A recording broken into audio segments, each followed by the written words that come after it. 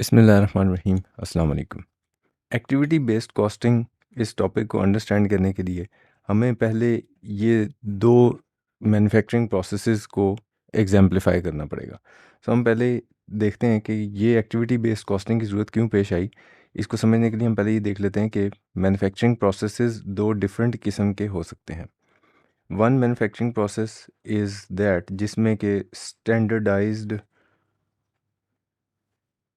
Product आप बना रहे हो, यानी कि स्मॉल यूनिट्स हैं और बेतहाशा प्रोडक्शन हो रही है और सारे के सारे यूनिट्स आपस में एक जैसे हैं। ठीक है जी, एक जैसी ही प्रोडक्ट आपके मैन्युफैक्चरिंग प्रोसेस से मैन्युफैक्चर हो रही है। इसके कंपैरिजन में दूसरा एक प्रोसेस है जिसमें आप कस्टमाइज्ड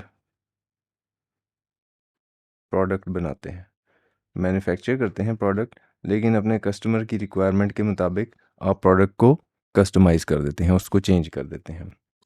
अगर हम फॉर एग्ज़ाम्पल ऑटोमोबाइल इंडस्ट्री की एग्ज़ाम्पल लें, तो अगर आपकी प्रोडक्ट स्टैंडर्डाइज्ड वर्जन्स आप गाड़ी के ऑफ़र करते हैं, तो इसका मतलब ये है कि आपकी प्रोडक्ट की एक रेंज अवेलेबल होगी मार्केट में और कस्टमर चाहेगा तो उसमें से अपनी चॉइस ऑप्ट कर लेगा।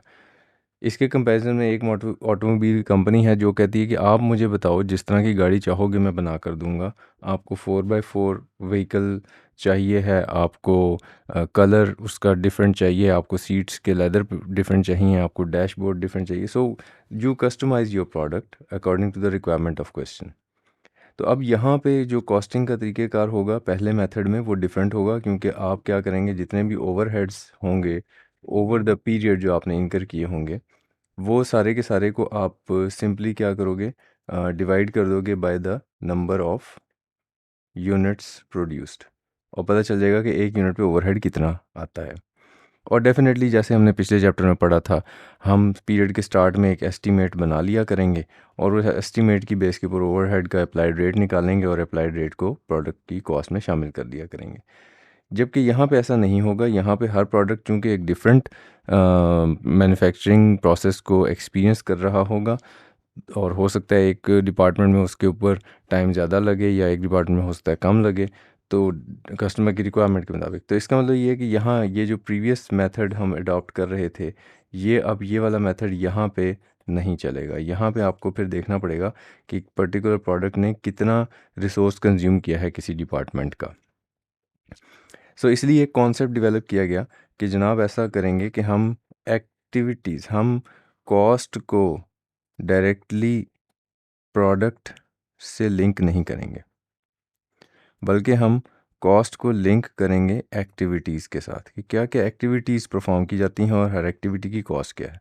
और फिर एक्टिविटी को लिंक कर देंगे प्रोडक्ट के साथ, कि किस प्रोडक्ट ने कौन कौन सी एक्टिविटी को इस्तेमाल किया है। ठीक है। ये ज़रूरी है आपके लिए अंडरस्टैंड करना कि एक्टिविटी बेस्ड कॉस्टिंग जो है वो इनडायरेक्ट कॉस्ट, यानी कि आपके जो ओवरहेड्स हैं उसको प्रोडक्ट को चार्ज करने का एक तरीका है।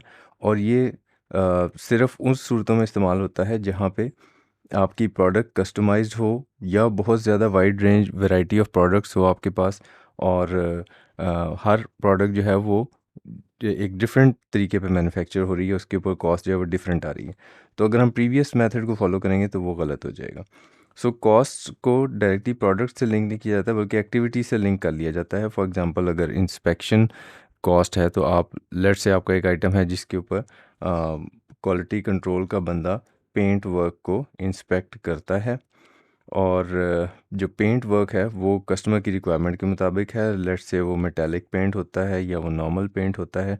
तो अब इसका मतलब ये है कि जो प्रोडक्ट है वो जिस जिस एक्टिविटी को कंज्यूम करेगी, अब आप ये आइडेंटिफाई कर लोगे कि जी क्वालिटी कंट्रोल की कॉस्ट कितनी है, आवर्स में भी हो सकती है, वो कोई भी बेसिस की बेस पे आप फाइंड आउट कर लेंगे।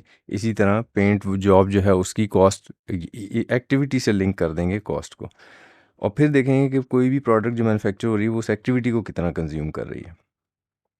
So it is technique for a specific industry जिसमें कि कस्टमाइज्ड प्रोडक्ट होती है, और ओवरहेड्स जो हैं वो मेन कंपोनेंट होते हैं आपकी प्रोडक्ट की कॉस्ट का। मटेरियल और लेबर जो है वो मेन कंपोनेंट नहीं होता। सो अगर ओवरहेड्स मेन कंपोनेंट हों, तो फिर इसका मतलब ये है कि आपको जो है वो प्रोडक्ट को एक्टिविटी बेस्ड कॉस्टिंग पे कॉस्ट करना चाहिए है। अगर तो जैसे ऑटोमेशन इंडस्ट्री के अंदर बहुत ज़्यादा हो रही है, तो जब ऑटोमेशन हो जाएगी तो इसका मतलब ये है कि एक तो आपने रॉ मटेरियल प्रोसेस में पुट इन कर दिया और फिर उसके बाद लेबर कॉस्ट कम रहेगी क्योंकि ऑटोमेटेड इंडस्ट्री है, रोबोट्स काम कर रहे हैं, लेबर खुद से काम नहीं कर रही। तो फिर इसका मतलब ये है कि जहाँ जब मशीन जब आपका मैन्युफैक्चरिंग प्रोसेस बहुत ज़्यादा ऑटोमेटेड हो जाएगा तो फिर मशीन इंटेंसिव मैन्युफैक्चरिंग हो रही होगी, और अगर मशीन इंटेंसिव मैन्युफैक्चरिंग हो रही होगी तो फिर डेफिनेटली आपकी जो प्रोडक्ट है उसमें ओवरहेड का कंपोनेंट बढ़ जाएगा क्योंकि लेबर का कंपोनेंट कम हो गया हुआ है। सो इन चीज़ों के ऊपर हम डिटेल में बात करेंगे और हम अंडरस्टैंड करेंगे कि किस तरह से एक्टिविटी बेस्ड कॉस्टिंग को इस्तेमाल करके हम प्रोडक्ट की कॉस्ट फाइंड आउट करते हैं। सो यहाँ तक आपका कोई सवाल होगा तो फिर हम उसको एड्रेस करेंगे। So this is all about it. Thank you very much. Take care.